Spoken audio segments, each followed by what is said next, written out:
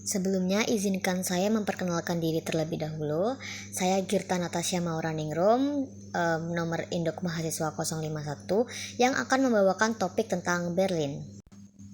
Berlin sendiri adalah ibu kota dari Jerman sekaligus pusat pemerintahan federal, budaya, sejarah, dan ekonomi yang sangat penting. Sebagai kota terbesar di negara ini, Berlin tidak hanya menjadi simbol kekuasaan politik, tetapi juga perwujudan perubahan dan keberagaman. Kota ini telah melewati berbagai era penting, mulai dari masa kekaisaran, Nazi, Perang Dingin, hingga kini menjadi representasi Jerman yang demokratis dan progresif. Dalam presentasi ini, saya akan membahas Berlin secara komprehensif, mulai dari letak geografisnya, sejarahnya yang dramatis, hingga kontribusi terhadap perkembangan budaya, pendidikan, dan ekonomi nasional. Berlin bukan hanya kota, ia adalah ruang hidup yang penuh narasi, sejarah, dan nilai-nilai modern. Lalu berikutnya letak geografis. Berlin terletak di bagian timur Laut Jerman, dikelilingi oleh negara bagian Brandenburg, dan tidak memiliki akses langsung dengan laut. Sungai Spree dan Havel mengalir melintasi kota ini, menciptakan lanskap air dan kanal yang unik. Menurut Berlin.d, 30% dari wilayah kota terdiri dari danau, taman, dan hutan kota, menjadikan Berlin sebagai kota dengan ruang hijau yang luas dan kualitas udara relatif yang baik.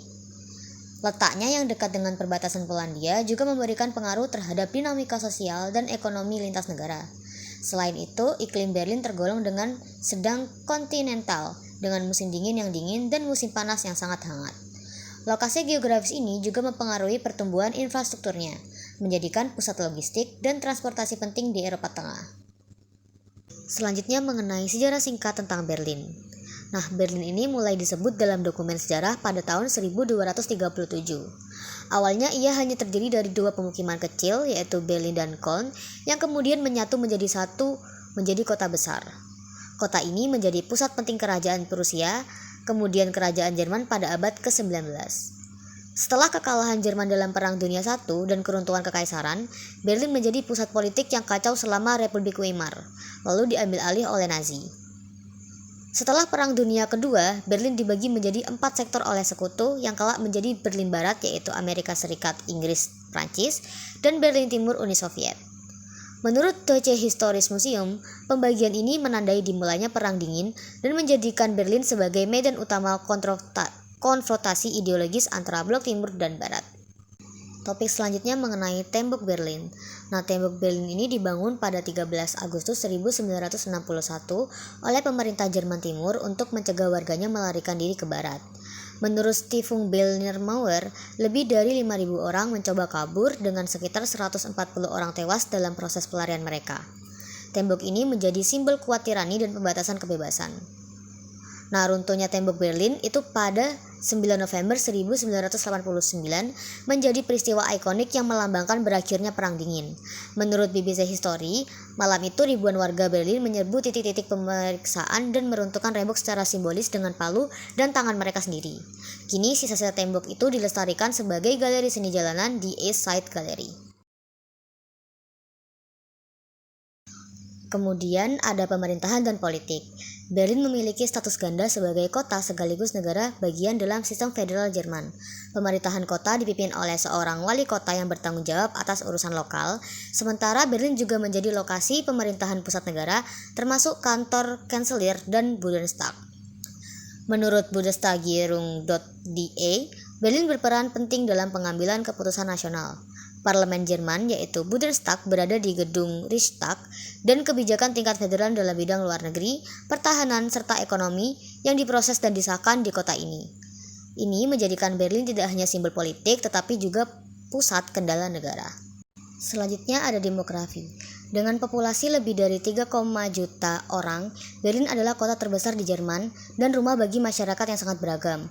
Data dari Statistics Berlin Brandenburg menunjukkan bahwa sekitar 26% penduduknya adalah warga negara asing atau memiliki latar belakang migrasi. Komunitas Turki, Arab, Vietnam, dan Polandia merupakan bagian besar dari wajah multikultural Berlin. Menurut laporan The Guardian tahun 2022, keberagaman ini menjadikan Berlin sebagai kota yang sangat terbuka, toleran, progresif dalam isu sosial seperti hak LGBTQ, integrasi imigran, dan kebebasan berekspresi. Setelah demografi, kini ada budaya dan seni. Berlin memiliki lebih dari 170 museum, termasuk Pergamon Museum, Neues Museum, dan Gemäldegalerie. Pulau Museum atau Museum Insel bahkan diakui sebagai situs warisan dunia oleh UNESCO. Kota ini menjadi rumah bagi sejarah seni klasik dan modern dari seluruh dunia. Menurut Visit Berlin, kota ini juga dikenal dengan komunitas seniman independen yang besar, serta festival seperti Berlinale, yaitu Festival Film Internasional Berlin, yang merupakan salah satu festival film paling bergengsi di dunia. Berlin tidak hanya menyimpan seni dalam museum, tapi juga di jalan-jalan dan ruang publik. Dan selanjutnya ada pariwisata.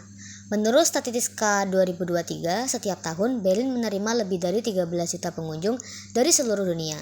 Wisatawan datang untuk menyaksikan bangunan bersejarah seperti Gerbang Brandenburg, Checkpoint Charlie, Gedung Reichstag, dan East Side Gallery. Selain wisata sejarah, Berlin juga menarik karena suasana kota yang unik. Kawasan seperti Kreuzberg, Neukölln, dan Prenzlauer Berg menawarkan pengalaman lokal yang autentik, dari makanan jalanan hingga galeri seni alternatif. Kota ini berhasil menyatukan sejarah dan gaya hidup urban kontemporer. Selanjutnya ada juga ekonomi dan infrastruktur. Berlin adalah salah satu pusat ekonomi digital dan kreatif di Eropa.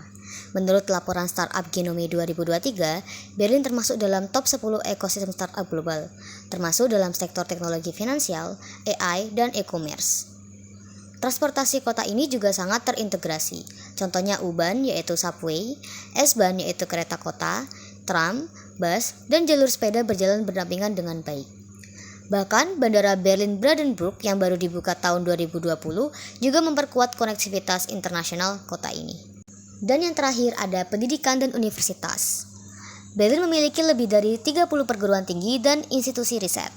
3 universitas utamanya yaitu Humboldt Universität, Freie Universität, dan Technische Universität Berlin secara konsisten masuk ke dalam peringkat universitas terbaik di dunia menurut GS World University Ranking tahun 2024. Menurut DAAD, Deutsche Akademische Austauschdienst, kota ini juga menjadi salah satu tujuan utama pelajar internasional karena banyaknya program studi dalam bahasa Inggris, biaya pendidikan yang murah, dan dukungan terhadap riset dan inovasi. Bahkan lebih dari 35.000 mahasiswa internasional belajar di Berlin setiap tahunnya.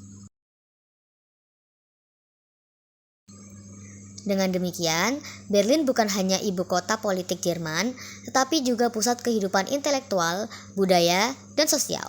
Kota ini adalah kota yang membuktikan bahwa dari sejarah yang pahit bisa lahir harapan, kebebasan, dan inovasi.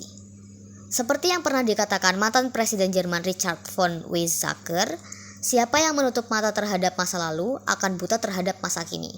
Berlin adalah contoh nyata dari kutipan tersebut, kota yang terus belajar dari masa lalunya. Sekian dari saya, terima kasih.